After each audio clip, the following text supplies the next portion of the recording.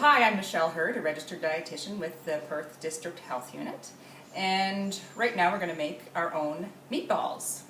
I like to have lots of meatballs on hand because I find them quite versatile and can make a really quick meal. So I will usually make up a very basic ground beef mixture, and I can add the frozen meatballs to spaghetti sauce or use them for sweet and sour meatballs.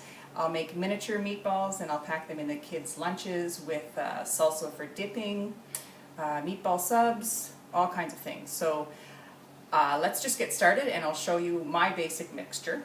I'm going to use about 2 pounds of ground beef. So what I do is I'll add 2 eggs, about half a cup of water, half to 3/4 cup of water. This is about 3/4 cup of breadcrumbs.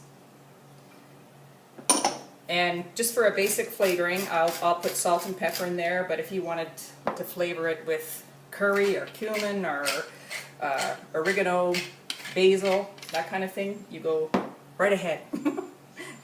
And this, I always put a little bit of dry mustard in, and I just mix up the crumbs with the egg, water, and seasoning. This is 1 large onion diced. Mix that in there. This is actually a really fun food to make with your kids because they get to get their hands dirty, and I don't know, my kids seem to like doing that.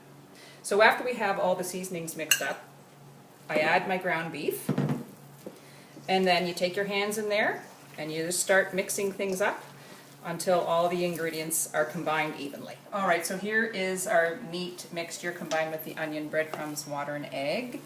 You can see that I have some very big chunks of onion. If your family doesn't like onion, you might want to dice the onion up even finer.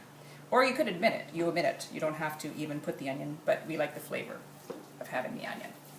So now I'm just going to show you, like, it's very simple to roll the meatballs up. What you want to do is make them all about the same size so they cook evenly. And I'm going to bake them on a parchment paper lined baking sheet because that makes cleaning up really easy. So I might put out a couple of pans. This would be this size of meatball, might be for spaghetti and meatballs, or it might be for like a meatball sub kind of thing. So I will put these in the oven at about 350 to 375 degrees for about maybe 30 minutes, and I'll roll the pan around while they're cooking so that they cook evenly and brown evenly all around the meatball. Okay, so I mentioned that I do make mini meatballs sometimes, and so here's an example of the mini meatballs that I would make.